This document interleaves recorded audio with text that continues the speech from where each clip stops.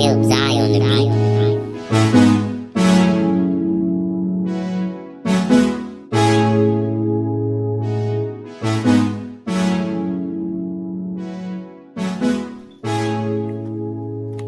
Welcome to the 757 Connection, the best way to stay connected in your community. From the lens of the youth, we will give our best take on what's going on. My name is Henry. My name is Caleb. My name is Jamal. And we are the 757 Connection. Guys, today we have a special guest today, none other than our Phoebus High School counselor, Miss Hodges. So, can you tell us a little bit about yourself and what you do? First of all, I just want to say thank you for this opportunity to talk to you today on the 757 Connection. An awesome podcast and a phenomenal podcast. I'm so excited. My name is Phoebus Hodges, and I am the mother of three amazing young adults. I'm a prior student of Hampton City Schools. I attended ODU for my undergraduate in sociology and my graduate from Norfolk State University, behold the green and gold, with my master's in urban education.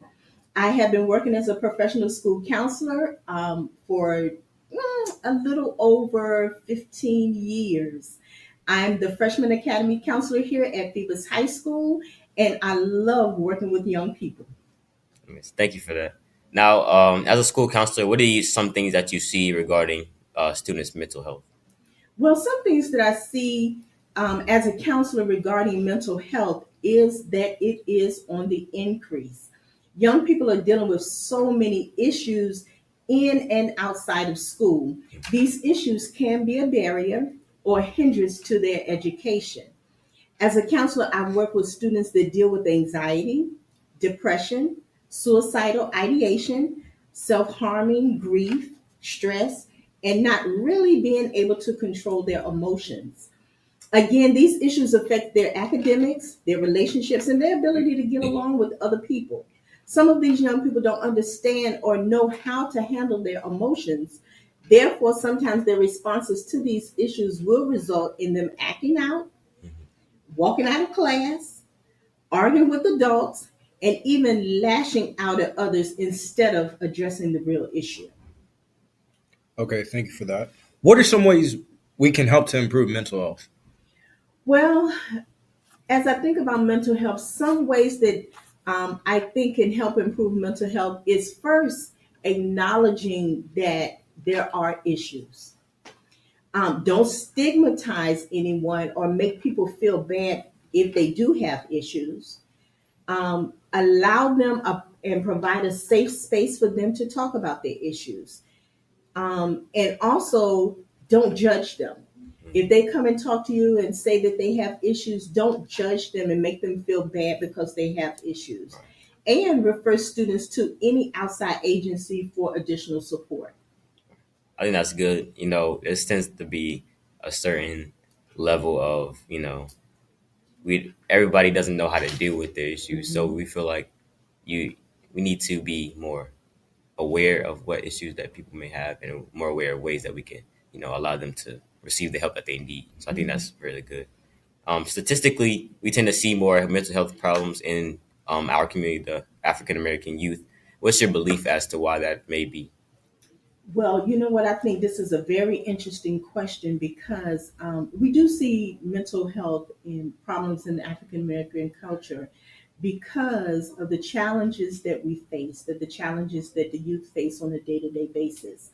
In their homes, the challenges they face in their homes, in their environment, in their community, due to their family dynamic. And what I mean by that is if they live with a single parent or if they live with a family member, sometimes our youth, they're not currently living with their family. So sometimes they have to live outside of their immediate family.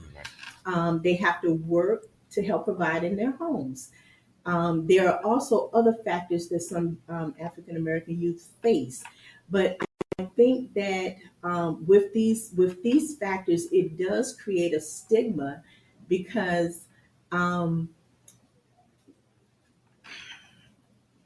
we don't want to address it. Right. We don't want to address it, and we don't want to think that there is an issue. Some other factors that I think that hinder us from seeking help is because, of course, the high cost of mental health. Sometimes the insurance companies, the families may not have the insurance to cover the mental health services. Also, sometimes families feel ashamed are embarrassed that they do have issues within the family. Of course, there's the cultural stigma of the mental health, but then there's also lack of diversity in mental health. Right. Sometimes in African American culture, we want to talk to someone that kind of look like us, that they may understand us better, the things that we're going through. And then I think that even even with those factors and with those things that challenge us, I still think that we should be open and ready to seek help that we need to help us to be better. That's good. Listen. So, how can we end the stigma of not talking about our issues? Well, I think that in order to end the stigma of talking about our issues is to offer young people, and not just young people, offer anyone a safe space. We're here at school. If students come in and they're dealing with issues and facing issues, I always offer a safe space. I always give them the opportunity to talk about anything that they need to talk about. Um, I give them the opportunity to talk without cutting them off. Sometimes as students are talking, or young people or people in general talk, they're pouring out and they're expressing everything. So if I stop and ask questions, it will cut off that flow. It also if giving them a listening ear. Sometimes I don't always talk, and I tell my young people when they come in, I don't always talk. I just listen. Sometimes people just need a listening ear. All right. It's not always um, it's not always helpful. I'm not going to say helpful, wrong choice of words. We don't always have to say stuff. Okay, just let be there to listen to the person as they talk. And sometimes people just need a reassurance that everything is going to be okay. Letting people know that they're not the only ones that have issues, letting them know that everyone that's walking on this earth has some type of issue. My issue may not be your issue, and your issue may not be my issue. But whatever that issue is, it's that person's issue. Um, Reassuring and giving them space that when they're talking, not to be judgmental. If they say something and you don't agree with it, or you have some type of thought about it, don't judge them. Because again, your issue may not be my issue, my issue may not be your issue. So I won't judge them. Also, people will share if they know and understanding that they're not being judged. Also, help them to understand that they aren't alone. Again, we all have issues. Whether you're younger, whether you're middle aged, whether you're seasoned, whether you are a student, an adult, a parent, a friend, everyone has issues. So I think that's a way to help people to understand that, to open up and share to help them to heal.